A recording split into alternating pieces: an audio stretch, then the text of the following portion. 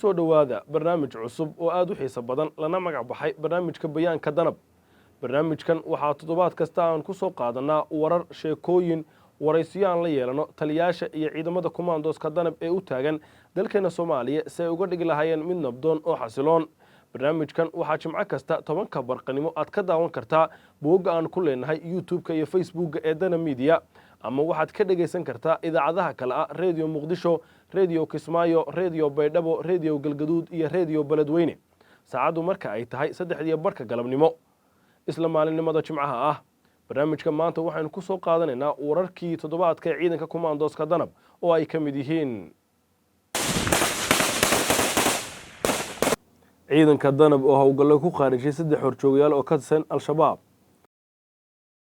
danab oo howlgallo lagu xaqiijinay ammaanka ka samaysay wadada xidhiidhsa degmooyinka Afgooye iyo Walaweyn. kumaandooska danab oo gurmad caafimaad u fidiyay dad ku dhaawacmay qarax ay al-shabaab ka geysteen magaalada Kismaayo. waxaa kaloon barnaamijka idinku haynaa guulaha iyo horumarada xagga amniga ah ee labadii sane la soo dhaafay ay ku guuleysteen ciidanka kumaandooska danab, iyo maxaad ka taqaanaa taariikhda dheer ay leeyihiin ciidanka kumaandooska Soomaaliyeed ee danab. barnaamijka waxaa idila socodsiinaya Noshlaawo Cabdilaahi Cabdiraxmaan. ciidanka kumaandooska danab waxay howlgal qorshaysan ku dileen 3 ka tirsan al-shabaab kadib howlgal ay maalinimadii Khamiista ka sameeyeen deegaanada Xaraarka, Gaabo Gabdhoole, Qudus iyo Labasuug ee gobolka Jubbada Hoose. ururka shanaad ee guutada 16aad ee ciidanka kumaandooska danab ee xoogga dalka Soomaaliyeed ayaa fuliyay howlgalkan oo yimid kadib markii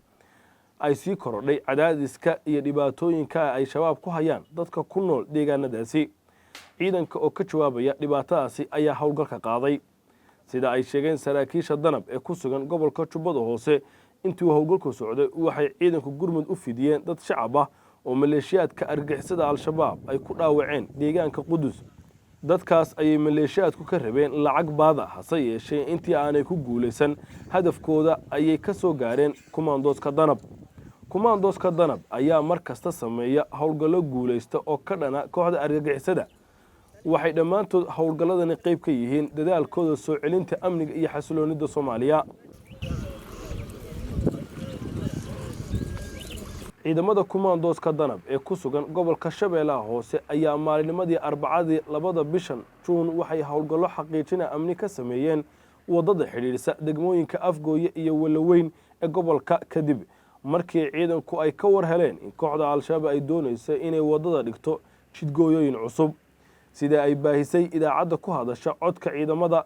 ee Danab Radio, waxay danab ka hortagtay isku daygaas lagu carqaladeyn lahaa isku socodka iyo amniga jidka u dhaxeeya Afgooye iyo Walaweyn, iyadoo ay ciidan ku baacsadeen maleeshiyadii waday isku daygaas. intii uu isla howlgalkan socday waxay ciidanka danab ku qabteen degmada Walaweyn ruux lagu tuhmayo inuu ka tirsan yahay al-shabaab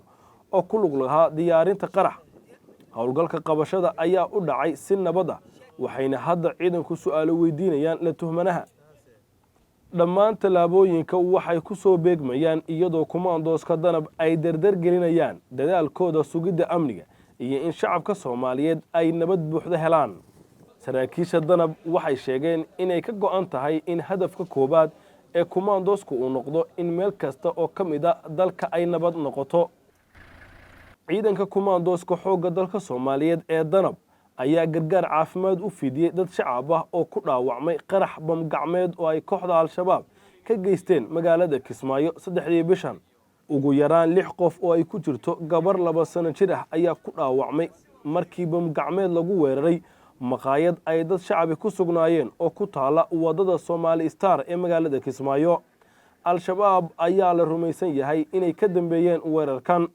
ururka shanaad ee guutada 16aad ee kumaandooska xoogga dalka Soomaaliyeed ee danab oo gudanaya waajibaadkooda qaran kana jawaabaya dhibaatada meesha ka dhacday ayaa dhaqaatiir ka socotay ciidanka ay gargaar caafimaad u fidiyeen dadka ku dhaawacmay weerarkan. dhaqaatiirta ayaa daweeyay dadkii dhaawacmay halka dadkii qabay dhaawacyada halista ah loo qaaday cisbitaalka guud ee magaalada Kismaayo. kusimaha taliyaha guutada 16aad ee kumaandooska danab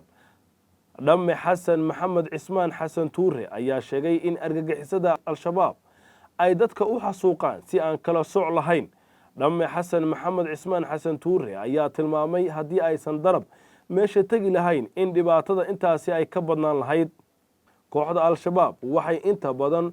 ku howlan yihiin inay dhibaateeyaan shacabka Soomaaliyeed halka ciidanka danab ay u taagan yihiin nabadda iyo badbaadinta shacabka iyo sidii xasilooni buuxda ay dalka uga dhici lahayd. wararkii toddobaadka ayay kuwaasi ahaayeen. weli waxaad daawanaysaan qaybtii koowaad ee barnaamijka bayaanka danab. barnaamijka waxaan ku soo qaadanaa waxqabadka sheekooyin iyo wararka ugu xiisaha badan ciidanka kumaandooska danab.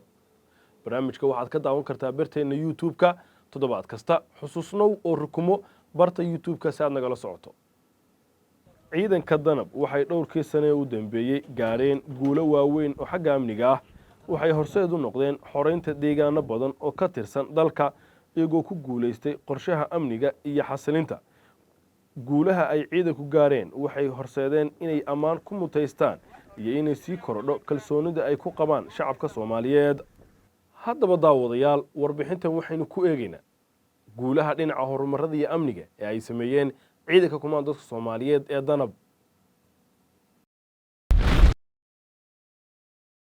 ciidanka kumaandooska ee danab waxay guulo lama taabtaan ah ay ka gaareen howlaha amniga iyo dib u soo celinta nabadda waarta ee dalkeena Soomaaliya. labadii sano ee ugu dambeeyay waxay fuliyeen howlgallo guuleystay oo ay ku baacsanayaan kooxaha argagixisada ah. waxay howlgalladoodu noqdeen kuwo miro dhalay oo lagu xoreeyay deegaano badan oo ka tirsan gobollada koonfureed. waxaa dib u soo noqday noloshoodii deegaanadaasi sida waxbarashada, caafimaadka iyo maamulkii dawliga ahaa. Generaal Odawaay Yuusuf Raage, taliyaha ciidanka xoogga dalka, ayaa sheegay in ciidanka danab oo guulo badan ku talaabsaday ayna sii wadayaan halganka ay ku jiraan. ciidamada halkan ku sugan iyo meelo badan oo jiidaha ciidanka xoogga dalka Soomaaliya uu ku sugan yahay kamiduhu waxay ku jiraan halgan ay kula dagaalamayaan nimanka cadawga ah kuna xaqiijinayaan amniga dalka. waxaan aaminsanahay xaqiiqatanka ciidanka halkan ku sugan ee argagixisada ay weerar ku soo qaadeen 3 bishan waxay xaqiiqatanka kala kulmeen wax aysan guud ahaan dalkan ama kuwa ajaanibta ha noqdaano ama nuucay doonaanba ha noqdaane ciidamada kala duwan oo ku sugan dalkan aysan kala kulmeen waxay kala kulmeen jab, waxay kala kulmeen xaqiiqatanka wixii ciidanka halkan fadhiya loo soo carbiyay kala kulmeen. danab waxay labadii sano ee la soo dhaafay kordhisay cududeeda iyo awoodda ay u leedahay inay wiiqdo cadowgeeda. waxay ciidanku heleen tababaro caalami ah iyagoo gacan ka helaya saaxiibada caalamiga ah sida Mareykanka. danab waa ciidan ku aastaysan in ay leeyihiin tayo heer sare ah oo u saamaxaysa inay si degdeg ah u howlgalaan oo ay bartilmaameedkoodu gaaraan sida uu leeyahay Cabdiraxmaan Sahal Yuusuf oo ah khabiir dhinaca amniga iyo siyaasadda gobolka Geeska Afrika. ciidamada danab waxa weeyaan ciidamo qayb ka tirsan weeye ciidamada Soomaaliya oo kumaandooska gaarka ah loogu talagalay in waxyaabaha meelaha gaarka ah inay ma garanaysaa ay wajahaan dalkan inay cadowga ka dhiciyaan operation gaarka inay fuliyaan. wadan kastana wuxuu leeyahay ciidamo noocaas oo kale oo kumaandoos gaar ah si gaar loo taabaro. ciidamadaas oo dhan waxa weeyaan waa ciidamo runtii tayo leh tayeelay. sida uu leeyahay khabiir Cabdiraxmaan Sahal, horumarada danab waxaa ka mid ah in dhowrkii sano ee u dambeysay ay Soomaaliya u soo jiideen sumcad iyo in ay dib u soo celiyaan halgankii ciidamo ee dalka lagu yaqaanay. ciidamada danab ee la shaqeeyay wada saaxiibada shaqeynaya tababarka ka qaadanayaan wada howlgalahayaan waa khibrad bay ka kasbanayaan. waxay kasbanayaan way aragnimo, waxay kasbanayaan casharo ay barteen bay fulinayaan. waxay Soomaaliya u keenayaan sumcad wanaagsan. waxay abuuraysaa rajo ah in ciidamada Soomaaliyeed oo midaysan oo bedel amisom in la yagleeli karo. 24 bilood ee u dambeysay howlgallo guuleystay oo qaarkood lagu xidido siiyay saraakiil sarsare oo ka tirsanaa al-shabaab ayay danab ka fuliyeen dhowr goobood oo ka tirsan gobollada dalka gaar ahaan Jubbooyinka iyo Shabeellooyinka, taasoo muujisay awoodda ciidanka Soomaaliyeed oo u leeyahay inuu hanto amniga dalka. waxa weeyaan hatta ma garanaysaa operation naajixa ka fuliyay Soomaaliya ka fuliyey gobollada dhexe ka fuliyey koonfurta meelo badan ka fuliyey Jubbaland ka mid ah waxaa ka mid ah gobolladan Shabeellaha hoosaha ka mid ah waxaa ka mid ah meelo badan oo gobollada dhexe ka mid ah marka waa ciidamo taysan runtii oo u baahan in la sii kobciyo la sii dhiirigeliyo marka ciidamada waa qayb oo aan hadda islaahay waxaa loogu talagalay operationnada gaarka ah inay fuliyaan oo ku saabsan sida meesha ay joogaan oo kale qolo shabaab oo kale inay galaan habeenkii ama maalin ay galaan qof mucayan inay soo dilaan meel inay burburiyaan intaas waaye oo ayagoo la shaqeynaya saaxiibada oo Mareykanka Shabeellaha hoose oo kale meelo fara badan ay ka fuliyeen operation si joogta jirtay oo ay ku laayeen saraakiil sare oo muhiim ah oo al-shabaab Jubbaland sidoo kale yani operation muhiim ah laga fuliyay oo lagu weeqay 2018 ilaa 2019 gobolada dhexe sidoo kale waxaa ka jira operation gaar ah Soomaaliya aragtida shacabka Soomaaliyeed ee ka haystaan danab waa mid sareyso oo shacabku waxay ciidanku u arkaan in ay yihiin ciidan dhexdhexaad oo aan marnaba siyaasad iyo wax kale aan ku lug lahayn danab waxay u taagan yihiin oo kaliya amniga iyo xasiloonida dalka wada shaqaynta danab ay shacabka Soomaaliyeed la leedahay waa mid ku dhisan isfaham iyo gaarista Soomaaliya oo xor oo xasiloon guulaha ciidanka danab iyo guud ahaan ciidanka xoogga dalka Soomaaliyeed waxay caddeyn u tahay si ay uga go'an tahay dhammaantood in la helo nabad waxaan rajaynayaa inaan u dabaaldegno guulo badan oo ay gaaraan ciidanku mustaqbalka kumaandooska Soomaaliyeed ee maanta jira waxay leeyihiin taariikh muddo 10 sano ah soo jirtay oo ku astaysan waqti ku dhow xilligii la dhisay ciidanka xoogga dalka Soomaaliyeed maxaad ka taqaanaa kumaandooska xubintan waxaan dib ugu eegaynaa taariikhda kumaandooska Soomaaliyeed ay lahaayeen laga soo bilaabo xilligii madax banaanida ilaa 1991 haddaba daawadayaal waxaanu la kulanay laba xubnood oo hore uga tirsanaa ciidanka kumaandooska Soomaaliyeed ee danab waxaanu wax ka weydiinay taariikhda ciidanka danab iyo sida ciidanka hadda jira ay wax uga baran karaan ciidankii hore kumaandooska Soomaaliya oo la asaasay waqti ku siman xilligii la dhisay ciidanka xoogga dalka Soomaaliya waxay leeyihiin taariikh soo jireen oo ka badan nus qarni waxay weligoodba qayb ka ahaayeen ilaalinta amniga sharafta iyo xasiloonida shacabka iyo dawladda Soomaaliyeed ciidanka danab wuxuu weligiis ku astaysnaa inuu u taagnaa inuu difaaco qarannimada Soomaaliya daawade maxaad ka ogtahay taariikhda soo jireenka ee ciidanka danab ay leeyihiin Colonel Cabdisalaan Axmed Gabayre iyo dhamme Faarax Nuur Cali waxay ka mid ahaayeen ciidankii kumaandooska Soomaaliya ee dhisnaa ka hor intii aanu dalku dagaalada sokeeye gelin waxay barnaamijka bayaanka danab uga warrameen aasaaskii ciidanka iyo sababihii ka dambeeyay in la dhiso aasaaska taariikhda kumaandooska saddexda hoggaan waaweyn waa la shaqayn jireen ciidanka kumaandoostu waxaana ahaa markii 63 ayaa iyaga xoog loo soo aasaasay la isku duway markii maaragtay halkaas dagaalkii haddana 64 markii laga soo baxay yaa la sii tababaro aad la isugu sii duway aasaaskina wuxuu ahaa aasaaskii ciidamada meeshaan la yiraahdo hadda xalane xaruntii lagu aasaasay bay ahayd oo dugsiga tababarka ugu weyn bay ahayd kumaandoostuna waxay ka mid yihiin qayb ciidamada ka mid ah waxay ahaayeen ciidamo aad iyo aad u tababaran runtii badan dawladdii dhexe ee Soomaaliya ay tababartay meelo badan ay ku soo tababartay oo dalka dibaddiisa ah ka bacdina ayagu waxay noqdeen tababarayaal ay noqdeen waxay ahaayeen ciidamo aad iyo aad loogu kalsoon yahay oo ka mid ah xoogga dalka Soomaaliya danab baa la dhihi jiray waxay ahaayeen ciidamo duurka ku jiri kara ayaga oo aan waxba cunin 2 week kuna noolaada masaska duurka ku jira danab waxay ku asteysnaayeen weligoodba inay ahaayeen badbaadiyaasha shacabka Soomaaliyeed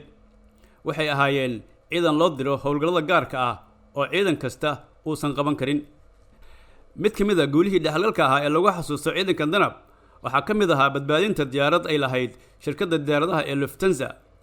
oo laga soo afduubay dalka Lubnaan sanadka markuu ahaa 1977 waxay danab howlgalkaas badbaadinta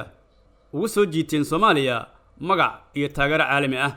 waxay ahayd badbaadiyaalka dalka Soomaaliya dibaddiisa iyo gudihiisaba waxaa ka mid ah waxyaabaha ay badbaadiyeen diyaaraddii Lufthansa ee laga soo afduubay Falastiin soo afduubtay Beirut laga soo afduubay Yurub meel kasta laga soo markii ugu dambeysay Talyaaniga ay ku degtay Talyaanigu yiri taayirada laga banjariyo oo Yaman ku degtay oo meel walba ku degtay aakhir Soomaaliya ku soo degtay diyaaraddaas markii soo degtay iyadoo aan waxba la yeelin dadkii saaraay ayaa diyaaraddii hoos laga furay dabna loo shiday dhinaca maayamoorta oo xigta xeebta ayaa dab loo shiday dabkii intay fiirsanayeen hoos ayaa commandostu ka gashay iyo technicalkii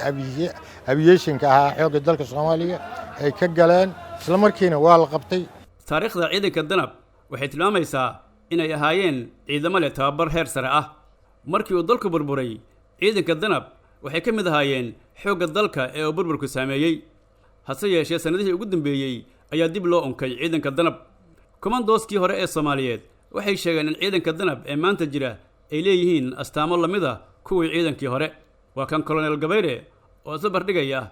labada ciidan ciidanka horta danab oo hore iyo danabkan dambe magaca waa isaga mid ku talagalku waa isaga mid waxay leeyihiin dhaqaale gaar ayay leeyihiin tixgelin gaar ayay leeyihiin waxay leeyihiin himage yacni dhiirigelin bay leeyihiin ciidamada kumaandoosku maahan la mid maahan ciidamada kale ciidanka danab ee maanta jira waxyaabo badan ayay ka baran karaan kumaandooskii berisamaadkii si ay u sii wadaan dadaalkooda sugidda amniga iyo nabadda Soomaaliya macaanka dawladnimadu waxa ay leedahay in la baro ay u baahan yihiin lana tababaro oo wadaniyadda waxa la yiraahdo lagu tababaro ma fahantay la baro dawladnimadu waxa ay tahay askarinimadu waxa ay tahay nolosha bini'aadanka waxay tahay sida loola noolaado dadka ma garatay qarannimada Soomaaliyeed haykalkooda lagu saleeyo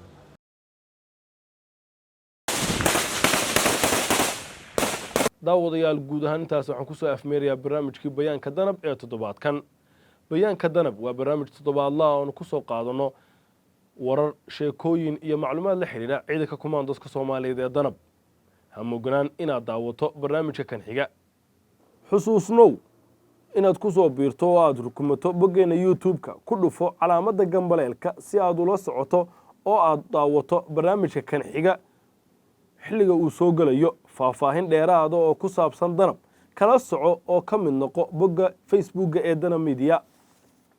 waxaad sidoo kale jimco kasta 3:00 galabnimo aad barnaamijka ka dhageysan kartaa idaacadaha Radio Muqdisho, Radio Kismaayo, Radio Galgaduud, Radio Baydhabo iyo Radio Beledweyne daawadayaal waa inoo toddobaadka dambe iyo barnaamij kale oo cusub oo aad u xiiso badan intaynu mar kale kulmi doono dhammaantii isku duuban waxaan idinkaga tegayaa sidaas iyo nabadgelyo